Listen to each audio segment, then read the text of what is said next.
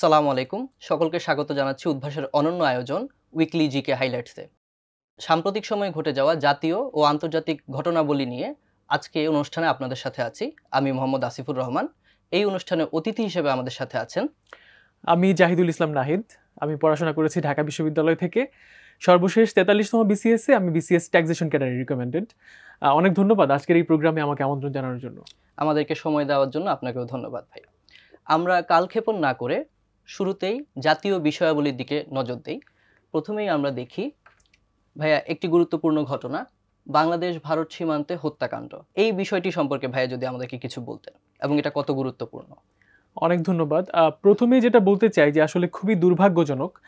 আমরা সীমান্তে এর আগেও বেশ কয়েকবার আমরা সীমান্তে অনেক হত্যাকাণ্ড দেখেছি, বিশেষ করে 2011 সালে যে ফেলানি হত্যাকাণ্ড ঘটেছিল। সারা দেশ জুড়ে কিন্তু বেশ তোলপাড় হয়েছিল যে আসলে বর্ডারে আমাদের নিরাপত্তা নিয়ে অনেক প্রশ্ন উঠেছিল। এবং এখন এসে 2024-এও আমরা দেখলাম দুর্ভাগ্যজনক দুটি মৃত্যু। তো এর আগে আমি যে কথাটা বলতে চাই যে আমরা যেহেতু অ্যাডমিশন সিকারদের জন্য এই প্রোগ্রামটা অ্যারেঞ্জ করেছি, তো শুরুতে তো আমরা মানুষ, তারপরে আপনি একটা সার্বভৌম দেশের নাগরিক।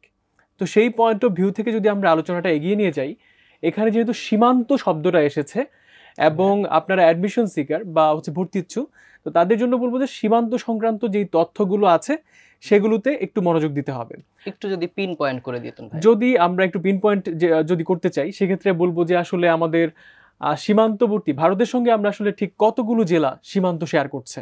বাংলাদেশের মোট 30টি জেলা কিন্তু সীমান্তবর্তী ভারতের সঙ্গে, এবং একটি জেলা আছে যেটি মিয়ানমারের সঙ্গে আমরা শেয়ার করছি, সেটি হচ্ছে রাঙ্গামাটি। এছাড়াও মোট 3টি জেলা হচ্ছে মিয়ানমারের সঙ্গে বাংলাদেশ শেয়ার করছে, একটি হচ্ছে কমন জেলা। তো এই তথ্যগুলো মাথায় রাখা যায়। এর পাশাপাশি আমাদের বর্ডারিং যে ইন্ডিয়ার যে অঙ্গরাজ্যগুলো আছে, মোট 5টি অঙ্গরাজ্য আছে, আসাম, ত্রিপুরা, মিজোরাম, মেঘালয়, পশ্চিমবঙ্গ। এই যে অঙ্গরাজ্যগুলো আছে ভারতের, এগুলো সম্পর্কে তথ্যাদি জানা উচিত। পাশাপাশি এই অঙ্গরাজ্যগুলোর যে রাজধানীগুলো আছে, এই তথ্যগুলো মাথায় রাখতে হবে। ভাইয়া আমি যদি একটু ইন্টারাপ্ট করি, এখানে বিএসএফ এর গুলিতে তারা মৃত্যুবরণ করেছেন। তো সেই ক্ষেত্রে দুটো যে আমাদের সীমান্তরক্ষী বাহিনী আছে, এই সম্পর্কে কি আমরা পড়ালেখা করব? ডেফিনেটলি। প্রত্যেকটা সভারেন কান্ট্রির হচ্ছে একটা বর্ডার সিকিউরিটি ফোর্স থাকে।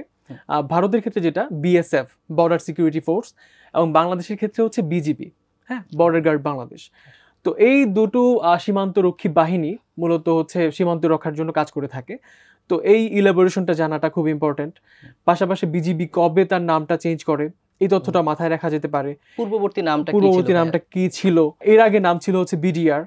তো এই তথ্যটা মাথায় রাখা যেতে পারে। পাশাপাশি বাংলাদেশের যে মোট সীমান্তের যে কতটুকু অঞ্চল বা কয় কিলোমিটার আমাদের সীমান্ত, এটা মাথায় রাখা যেতে পারে। ভারতের সঙ্গে 4156 কিলোমিটারের যে সীমান্ত, এই তথ্যটুকু মাথায় রাখা যায়। তাছাড়া আমাদের যে তটরেখা 711 কিলোমিটার যে তটরেখা, এই তথ্যটুকু আমাদের মনে হয় যে যারা অ্যাডমিশন সিকার আছেন তারা মাথায় রাখতে পারেন। অ্যাডমিশনের জন্য বেশি ইম্পর্টেন্ট তথ্য এগুলো। ভাই, আন্তঃসীমান্ত আমাদের কিছু নদীও আছে, সেগুলো সম্পর্কে কি যারা প্রস্তুতি নেবেন তারা কি জানাশোনা করবেন? ডেফিনেটলি, আপনি রাইটলি মেনশনড যে আসলে জয়েন্ট রিভার কমিশনের তথ্য অনুযায়ী আমরা মোট 54টি নদী আছে, আন্তঃসীমান্ত নদী। তো এই আন্তঃসীমান্ত নদীগুলো আসলে বিভিন্ন সময়ে আমাদের যে কূটনৈতিক যে পরিক্রমা, আমাদের যে বায়োলেটারাল রিলেশন ইন্ডিয়ার সঙ্গে, এগুলো কিন্তু ডিফাইন করে দেয়। তো নদীগুলোতে আমাদের পানির যে ফেয়ার শেয়ার আমরা পাচ্ছি কিনা, পাশাপাশি হচ্ছে যে চুক্তিগুলো হয়েছে, পানি শেয়ারিং, পানি বন্টন সংক্রান্ত যে চুক্তিগুলো আছে, এই চুক্তিগুলো কবে হয়েছে, এই তথ্যগুলো কিন্তু তারা মাথায় রাখতে পারে। অবশ্যই ভাইয়া, ধন্যবাদ, আপনি খুব দারুণভাবে বলেছেন। সামনের দিকে যদি আমরা এগিয়ে যাই, আমরা দেখেছি এই সেপ্টেম্বর মাসেই সিইসি সহ পুরো নির্বাচন কমিশন একই সাথে পদত্যাগ করেছে। এটি কি গুরুত্বপূর্ণ হতে পারে কিনা?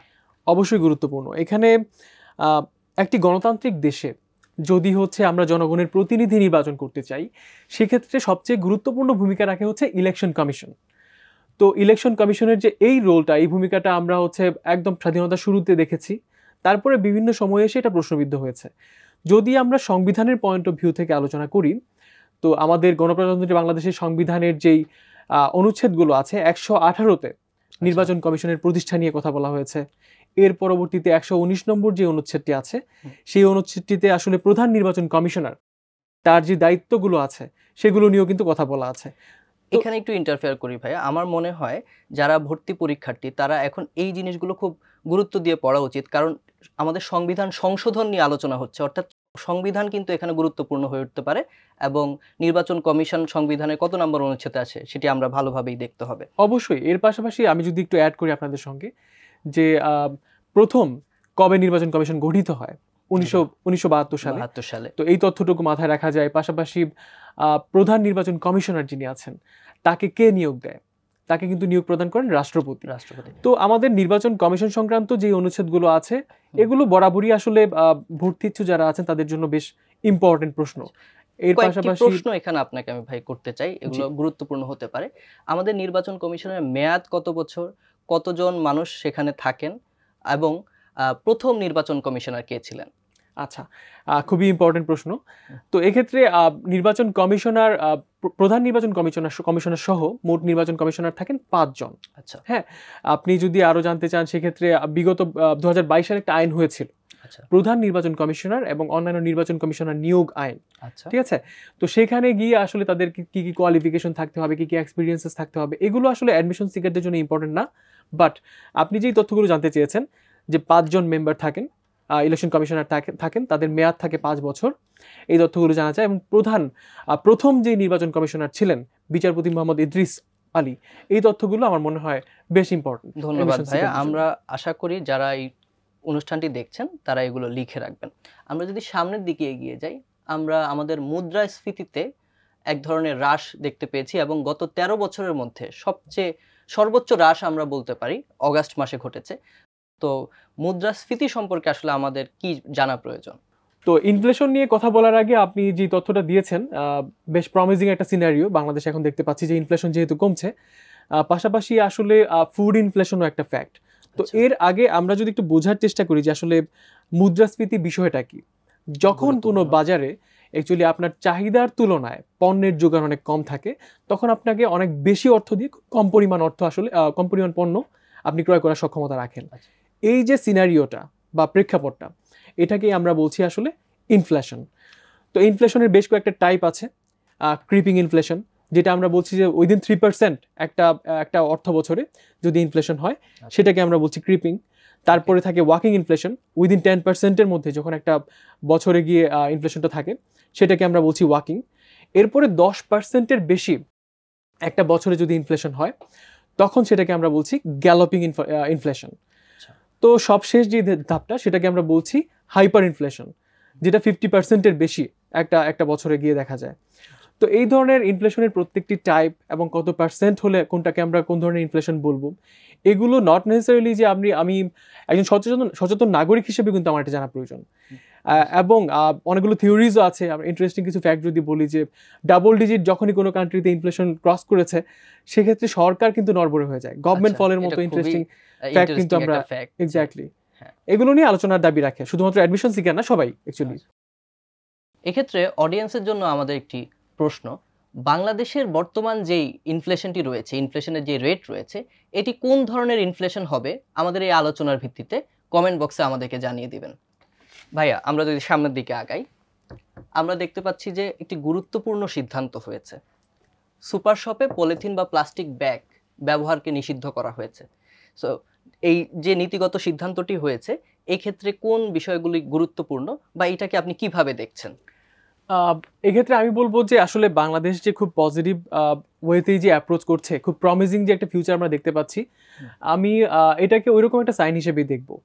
আমরা বিগত বছরগুলোতে দেখেছি যে ঢাকায় একটা লিমিটেড প্রেসিপিটেশন বা বৃষ্টিপাতের পরও বিভিন্ন অঞ্চলে যেভাবে জলাবদ্ধতার সৃষ্টি হয়েছে, এটা কিন্তু খুবই দুর্ভাগ্যজনক। একটা সিটিতে যদি পলিথিনের যে এরকম ইউজ আমরা ব্যবহার দেখেছি, ফলে ড্রেনেজ সিস্টেমের যে একটা বেহাল দশা, এটা মূলত পলিথিনের জন্যই হয়েছিল। তো আপনি অবশ্যই জানেন যে বাংলাদেশ কিন্তু আসলে প্রথম দিককার একটা কান্ট্রি যখন আমরা পলিথিন নিষিদ্ধ করেছিলাম 2002 সালে। করি ভাইয়া, 2002 সালে বাংলাদেশই হচ্ছে প্রথম রাষ্ট্র যারা আইন করে পলিথিন নিষিদ্ধ করেছিল। এক্স্যাক্টলি। তো এর পাশাপাশি যদি বলি যে আমরা এখানে সৈয়দা রিজওয়ানা হাসানের ছবি দেখতে পাচ্ছি, এখানে আমাদের যখনকার উপদেষ্টা পরিষদের প্রথম মিটিংটি যখন হয়, আপনি নিশ্চয়ই খেয়াল করেছেন, সেই মিটিংগুলোতে আমরা প্লাস্টিক বোতল, ওয়াটার বোতল, সেটা কিন্তু আমরা ব্যবহার করিনি। আমরা কিন্তু জাগ ব্যবহার করেছি, রিইউজেবল জিনিসপত্র দিয়ে আমরা ব্যবহার করছি, বা ওই জিনিসগুলোকে প্রমোট করছি।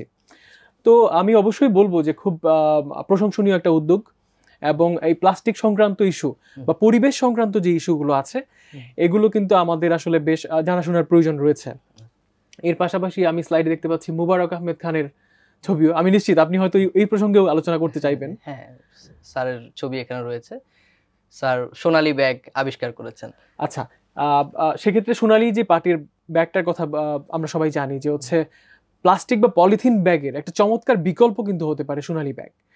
তো ডক্টর মুবারক আহমেদ খান সেটা তিনি উদ্ভাবন করেছেন এবং একই সঙ্গে এই সোনালী ব্যাগের যে বহুবিধ ব্যবহার এবং সেটাকে প্রমোট করার জন্য কিন্তু গভর্নমেন্ট অনেক ইনিশিয়েটিভ নিচ্ছে।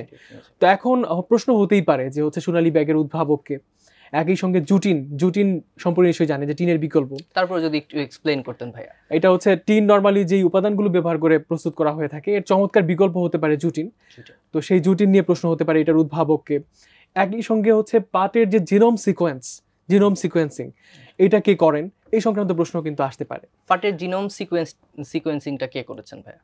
ভাইয়া যদি আমি ভুল না করে থাকি তাহলে জুটিন এবং সোনালী ব্যাগ দুটোই মোবারক আহমেদ খান স্যার আবিষ্কার করেছেন, কিন্তু পাটের যে জিনোম সিকোয়েন্সিং এর আপনি কথা বললেন সেটি আবিষ্কার করেছেন কে? সেটি করেছেন বিজ্ঞানী মাকসুদুল আলম।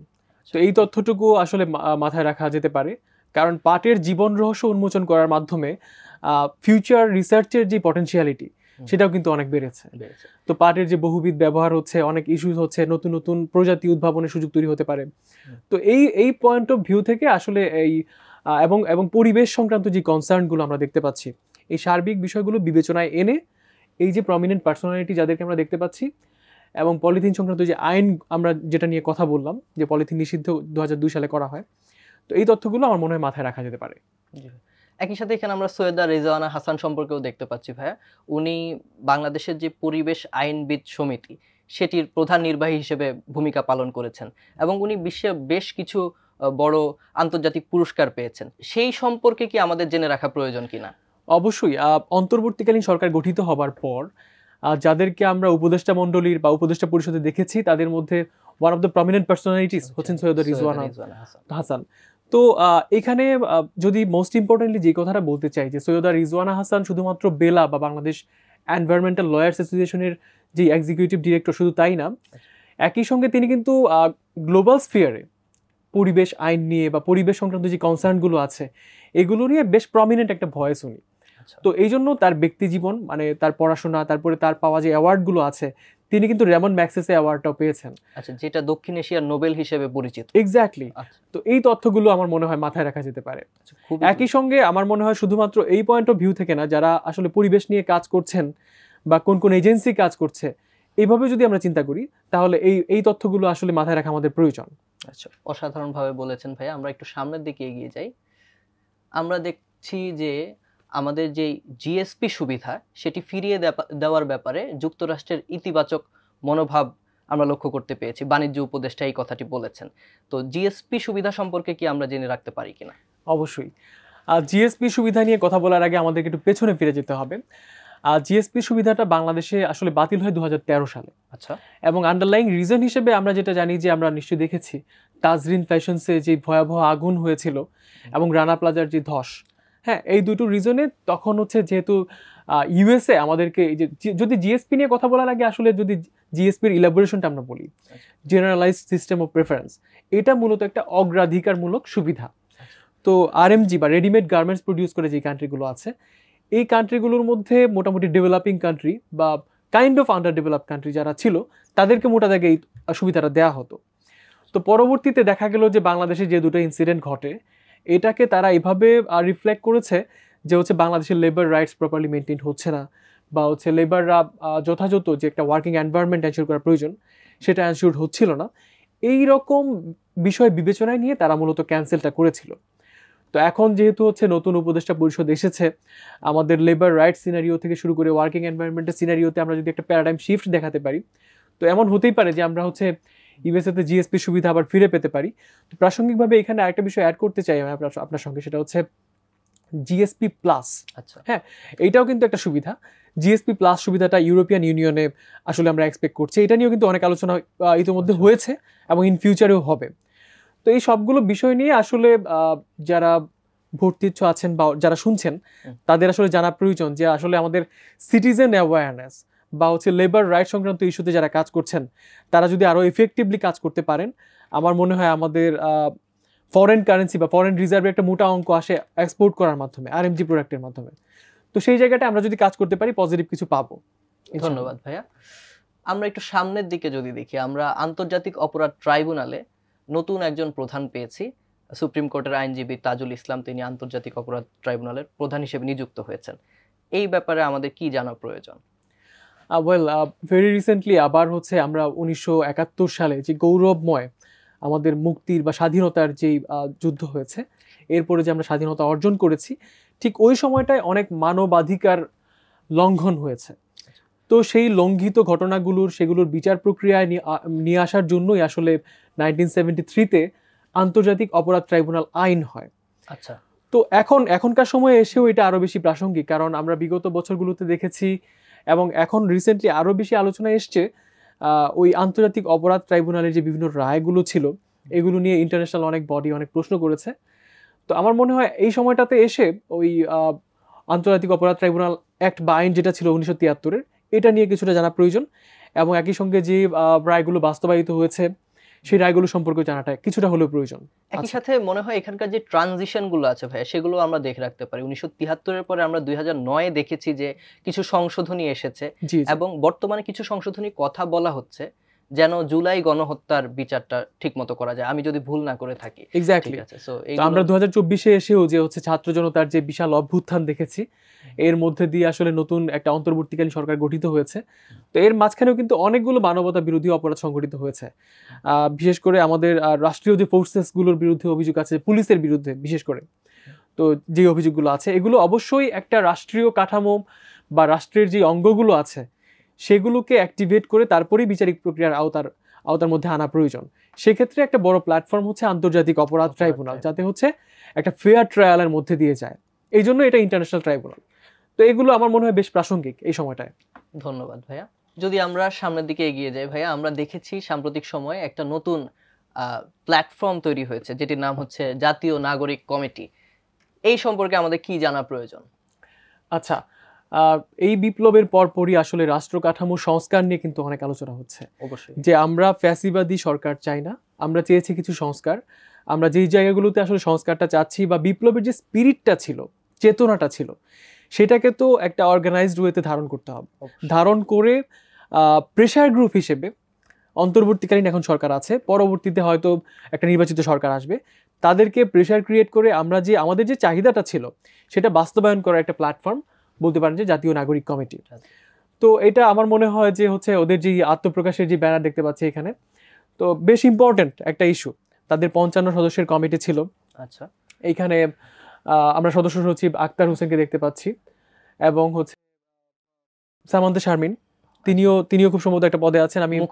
তিনি হচ্ছেন মুখপাত্র এবং আহ্বায়ক হিসেবে আছেন নাসিরউদ্দিন পাটোয়ারি।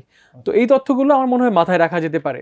যেহেতু নতুন একটা প্ল্যাটফর্ম, আমরা ভাষা আন্দোলনের সময় এরকম প্ল্যাটফর্ম দেখেছি, তমুদ্দুন মুজলিস থেকে শুরু করে, যখন একটা চেঞ্জ আসে তখন এই ধরনের প্ল্যাটফর্মগুলো গুরুত্বপূর্ণ হয়ে ওঠে বলে আমরা মনে করতে পারি। এগুলো আসলে সিটিজেনদেরকে ইনভলভড হওয়ার একটা প্ল্যাটফর্ম। তারা কি চাচ্ছে, রাষ্ট্রের জনগণ কি চাচ্ছে, তো এই প্ল্যাটফর্মগুলোর গুরুত্ব আসলে সবসময়ই ছিল, সবসময়ই থাকবে। ধন্যবাদ ভাইয়া, আমরা বুঝতে পেরেছি। আমরা বেশ কিছু টপিক কভার করলাম জাতীয় বিষয়াবলী থেকে। এই পর্যায়ে আমরা একটু আন্তর্জাতিক কি কি ঘটনা আমাদের ফোকাস করা প্রয়োজন সেগুলো দেখি। ভাইয়া, আন্তর্জাতিক মহলে একটি বিষয় খুবই আলোচিত হচ্ছে। অরুণাচল সীমান্তের প্রায় 60 কিলোমিটার ভিতরে চীন অনুপ্রবেশ করেছে এবং আমরা দেখেছি ভারতের বিরোধী দলীয় নেতা রাহুল গান্ধী এটি সত্যতাও যাচাই করেছেন। সেক্ষেত্রে এই বিষয়টি আমাদের জন্য কতটা গুরুত্বপূর্ণ? আমার মনে হয় বেশ ইম্পর্টেন্ট। শুরুতেই যেটা বলছিলাম যে বেশ বড় একটা কান্ট্রি এবং আমাদের দেশের যে মোটামুটি অনেক বেশিরভাগ অংশ জুড়েই হচ্ছে চারপাশে ভারত ছড়িয়ে আছে, সারাউন্ডেড বাই ইন্ডিয়া। তো এই ক্ষেত্রে অরুণাচলে যে ইনস্টেবিলিটি দেখা যাচ্ছে সেটা যদি হচ্ছে ভারতের ইন্টারনাল কনফ্লিক্টে রূপ নেয়, সেক্ষেত্রে আমাদের সিকিউরিটিও কিন্তু কনসার্নের মধ্যে পড়ে যাবে। আমাদের কনসার্ন হওয়ার অনেক কারণ রয়েছে। তো সেই ক্ষেত্রে এখন আমাদের মনে হয় বেশ কিছু জিনিস জানা প্রয়োজন। যে 7 সিস্টার্স এই যে টার্মটা আছে, এটা সম্পর্কে আই গেস আমরা অনেকেই পরিচিত। তো 7 সিস্টার্সের স্ট্যাবিলিটি ইম্পর্টেন্ট কেন, পাশাপাশি হচ্ছে ওখানে যদি বিচ্ছিন্নতাবাদী কোনো গোষ্ঠী থাকে তারা আসলে কি চাচ্ছে, গোষ্ঠীগুলো কারা কারা, কোন কোন গোষ্ঠী আসলে বিভিন্ন দাবি নিয়ে কাজ করছে, এই তথ্যগুলো জানা প্রয়োজন। এর পাশাপাশি অরুণাচল সহ সেভেন সিস্টার্সের যে বিভিন্ন যে অঙ্গরাজ্যগুলো আছে, 7টা অঙ্গরাজ্য, প্রত্যেকটা রাজধানী, এই তথ্যগুলো জানা প্রয়োজন। এছাড়া আপনি যদি আমরা একটু আলোচনা করি যে ইন্ডিয়া এবং চীনের সঙ্গে যে বর্ডারটা শেয়ার করছে, এই শেয়ারটা এই বর্ডার লাইনটার নাম কি অ্যাকচুয়ালি, এই ধরনের প্রশ্ন কিন্তু আসতে পারে। হ্যাঁ অবশ্যই, ম্যাকমোহন লাইন, একই সঙ্গে আবার হচ্ছে লাইন অফ অ্যাকচুয়াল কন্ট্রোল, এটা বলতে আসলে কোন লাইনটাকে বোঝাচ্ছি, যে কাল্পনিক লাইনটা আছে। এই তথ্যগুলো আমার মনে হয় বেশ ইম্পর্টেন্ট বা আলোচনার দাবি রাখে এই সময়টায়। আচ্ছা, ভারত এবং চায়নার মধ্যে এই ম্যাকমোহন লাইন ধরে অরুণাচল রাজ্য নিয়ে আমরা সম্ভবত 1962 সালে একটি যুদ্ধ দেখেছিলাম, সাইনো এক্স্যাক্টলি। তো এই যুদ্ধের মধ্যে কিন্তু আকসাই চীনের একটা বড় অংশ কিন্তু দখল করে নেয় চীন। তো এইভাবে আমরা যদি হচ্ছে ভারতের সঙ্গে চীনের যে কনফ্লিক্টিং রিজিয়নগুলো আছে, ওই রিজিয়নগুলো আইডেন্টিফাই করে যে কোন কোন জোনটা নিয়ে বিরোধটা আছে এবং কোনটা আসলে ভারত দাবি করছে, কোনটা চীন দাবি করছে, এই অঞ্চলগুলো চিহ্নিত করে পড়াশোনাটা করা বেশ জরুরি। তো এক্ষেত্রে খুব ভালো হতো। আচ্ছা, আমরা এখানে ম্যাপও দেখতে পাচ্ছি।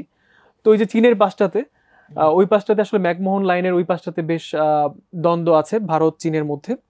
তো এই ক্ষেত্রে অ্যাডমিশন সিকার যারা আছে তাদের জন্য বলবো যে হচ্ছে McMahon line of actual control, এই বর্ডার লাইনগুলো সম্পর্কে আসলে জানতে তাদেরকে উৎসাহী হওয়া প্রয়োজন। এই লাইন অফ অ্যাকচুয়াল কন্ট্রোল থেকে একটা কথা মাথায় আসলো, সেটা হচ্ছে লাইন অফ কন্ট্রোল ভারত এবং পাকিস্তানের মধ্যে অবস্থিত, এবং লাইন অফ অ্যাকচুয়াল কন্ট্রোল যে কাল্পনিক একটা লাইন রয়েছে সেটি ভারত এবং চীনের মধ্যে অবস্থিত। ধন্যবাদ। এই তথ্যগুলো মাথায় রাখা যায়। আর এখানে আমরা এই সেভেন সিস্টার্স এর কথা আপনি বলেছেন, সেভেন সিস্টার্স এর 7টা যে অঙ্গরাজ্য রয়েছে, এগুলো তো প্রতিবারই আমরা খুব গুরুত্ব সহকারে পড়াশোনার মধ্যে অন্তর্ভুক্ত করি, তো সেগুলোর নামটা যদি আমরা বলে দিতে পারি তাহলে খুব ভালো। এখানে আমরা ম্যাপেও দেখতে পাচ্ছি, আমরা যদি একটু বলি যে এখানে মেঘালয়, আসাম, নাগাল্যান্ড, মণিপুর, ত্রিপুরা, মিজোরাম এবং অরুণাচল, এখানে এই নামগুলোর পাশাপাশি আমি বলবো যে আপনারা যারা অ্যাডমিশন সিকার আছেন, যদি সম্ভব হয় আসলে রাজধানীগুলো আপনাদের জেনে রাখা প্রয়োজন। তো রাজধানীগুলো হচ্ছে চার্ট করে মনে রাখা যায়, বা বিভিন্ন টেকনিক আছে। আমি নিশ্চিত যে ক্লাসে ওইগুলো বিভিন্ন টেকনিক দিয়ে শেখানো হয়, তো আমরা সেগুলো মনে রাখতে পারি। এবং ভাই আমি যদি এখানে এই ঘটনার সাথে আরেকটু যুক্ত করি, মানে এই সেভেন সিস্টার্স যে রাজ্যগুলো আছে, এখানে সবসময় আমরা কোনো না কোনো ধরনের সংঘাত দেখতে পাচ্ছি। কিছুদিন আগে আমরা মণিপুরেও এক ধরনের সংঘাত দেখতে পেয়েছি, যে মৈতি এবং কুকিদের মধ্যে, সেগুলোও মনে হয় একটু জেনে রাখা যেতে পারে। অবশ্যই, আমি আগেও যে কথাটা বলেছি, আপনার বর্ডার শেয়ার করছেন আপনি যে কান্ট্রিগুলোর সঙ্গে, ওখানে যে কোনো ধরনের ইন্টারনাল কনফ্লিক্ট সেটা যদি বিচ্ছিন্নতাবাদী হয়, তাহলে অন্যান্য বর্ডার শেয়ারিং কান্ট্রি যেগুলো আছে তারা কিন্তু ডিপ্লোম্যাটিক্যালি বিভিন্ন প্রেশার ক্রিয়েট করার চেষ্টা করে। আচ্ছা, তখন সেটা সার্বভৌমত্বের প্রশ্নে এসে দাঁড়ায়। তো যেহেতু আমরা আন্তর্জাতিক বিষয়াবলী নিয়ে এখন কথা বলছি, তো অ্যাডমিশন সিকারদের আসলে এই যে টেকনিক্যাল পয়েন্টগুলো আপনি বলছেন, আমাদের উচিত হবে যে জোনগুলো নিয়ে কথা হচ্ছে সেই জোনগুলো এবং সেই কনফ্লিক্টগুলোর ভেতরে ঢোকার চেষ্টা করা, একটা ওভারঅল ধারণা নিয়ে। হ্যাঁ হ্যাঁ, ধন্যবাদ ভাই। আমরা সামনের দিকে এগিয়ে যাই। জাতিসংঘ সাধারণ পরিষদে নতুন আসন পেল ফিলিস্তিন। আমরা দেখেছি যে জাতিসংঘের পূর্ণ সদস্য না হওয়া সত্ত্বেও সব সদস্য রাষ্ট্রের মধ্যে প্রস্তাব এবং সংশোধনী তুলতে পারবে, এইরকম একটি ঘটনা ঘটেছে জাতিসংঘের সর্বশেষ যে সাধারণ পরিষদ ছিল, সেখানে ফিলিস্তিনের অংশগ্রহণ আমরা দেখতে পেরেছি। তো এইটাকে আপনি কিভাবে দেখছেন, এবং এই ফিলিস্তিনের যে ঘটনাটি, এটি আসলে আমাদের কতটুকু জেনে রাখা প্রয়োজন? সেক্ষেত্রে আমি যদি একটু কথা বলি, এর আগে আমাদের ব্যাকগ্রাউন্ডে আমাদের সংবিধানেও 25 নম্বর আর্টিকেল, যেটা আমাদের ফরেন পলিসি ডিফাইন করে বা ডিটারমাইন করে যেই আর্টিকেলটা আছে, সেখানে কিন্তু বলা হয়েছে যে বিশ্বের যে কোনো প্রান্তে যদি কোনো জাস্ট বা ন্যায়ের জন্য কোনো আন্দোলন হয় বা বৈষম্যের বিরুদ্ধে কোনো আন্দোলন হয়, সেখানে Bangladesh as a country support দেবে। এটা হচ্ছে আমাদের রাষ্ট্রীয় অবস্থান ডিপ্লোম্যাটিক্যালি। তো এখন প্যালেস্টাইন বা ফিলিস্তিনের যে মানুষেরা, তারা কিন্তু অনেক বছর ধরেই অনেক নির্যাতিত, তারা নিজেদের ভূমি হারিয়েছেন ইসরায়েলের কাছে। তো সম্প্রতি জাতিসংঘের যে সাধারণ পরিষদ সেখানে নতুন আসন পেয়েছে, এটাকে অবশ্যই আমি অনেক বেশি স্বাগত জানাই। তবে দুর্ভাগ্যজনক যেটা হয়েছে, যুক্তরাষ্ট্র কিন্তু এখানে ভেটো দিয়েছিল। যুক্তরাষ্ট্র ভেটো দেওয়ার ফলে যেটা হয়েছে যে যদিও এখন প্যালেস্টাইনের যারা প্রতিনিধি আছেন, পিএলও বা প্যালেস্টাইন লিবারেশন অর্গানাইজেশনের যেই সদস্যরা, তারা আসলে রাষ্ট্রীয় প্রতিনিধি একটা কান্ট্রির জেনারেল অ্যাসেম্বলিতে যে সিটগুলোতে বসতে পারেন সেখানে তারা বসতে পারছেন না, বাট স্টিল তারা কিন্তু পূর্ণ সদস্য হতে পারলেন না। এটা কিন্তু একটা বেশ হতাশার বিষয়, কারণ নিজ রাষ্ট্র থেকে, নিজ দেশ থেকে তারা তাদের জমি হারিয়েছেন, ভূমি হারিয়েছেন, যেটাকে আমরা বলি সার্বভৌমত্ব। পরবাসী। এক্স্যাক্টলি। তো সার্বভৌমত্ব আসলে 100% প্রতিষ্ঠিত হয়নি, এখনো কিন্তু বিভিন্ন ধরনের নির্যাতন, নিপীড়ন, অত্যাচার বা সহিংসতা চলছে। এবং ইসরায়েলের আক্রমণ আমরা দেখতেই পাচ্ছি, গত কিছুদিন ধরে ইসরায়েল মুহুর্মুহু আক্রমণ করে চলেছে। এক্ষেত্রে আরব ইসরায়েল 4টা যুদ্ধ সম্পর্কে আইডিয়া নিয়ে রাখাও আমাদের জন্য গুরুত্বপূর্ণ হতে পারে, আমরা সেগুলো সম্পর্কে ধারণা নিয়ে রাখতে পারি। অবশ্যই 1948 থেকেই তো তারা আসলে তাদের ভূমি হারাতে শুরু করে, তারপর 1966-তে যে হচ্ছে 6 দিনের যুদ্ধটা হয়, তখনই কিন্তু একটা বড় অংশ কিন্তু ইসরায়েল দখল করে নেয়। তো এই যে দখলদারিত্ব, এখন জেনারেল অ্যাসেম্বলিতে, ইউএন এর জেনারেল অ্যাসেম্বলিতে বিভিন্ন আলোচনা হচ্ছে, বিভিন্ন নেগোসিয়েশনে আমরা যাচ্ছি, বিশ্বের অধিকাংশ দেশই হচ্ছে প্যালেস্টাইনকে সাপোর্ট দিচ্ছে, কিন্তু ইউএস এর যে ভেটো দেওয়ার ইস্যুটা, তো এই ধরনের ইস্যুগুলো আমার মনে হয় মাথায় রাখা প্রয়োজন, যে কবে তারা আসলে তাদের ভূমি হারাতে শুরু করে, এবং যে যুদ্ধগুলো আপনি কথা বললেন সেই যে সালগুলো আছে, এই সালগুলো তারা মাথায় রাখতে পারে। আচ্ছা, এখানে একটা ইন্টারেস্টিং ঘটনা আমি শেয়ার করতে চাই ভাইয়া সবার সাথে।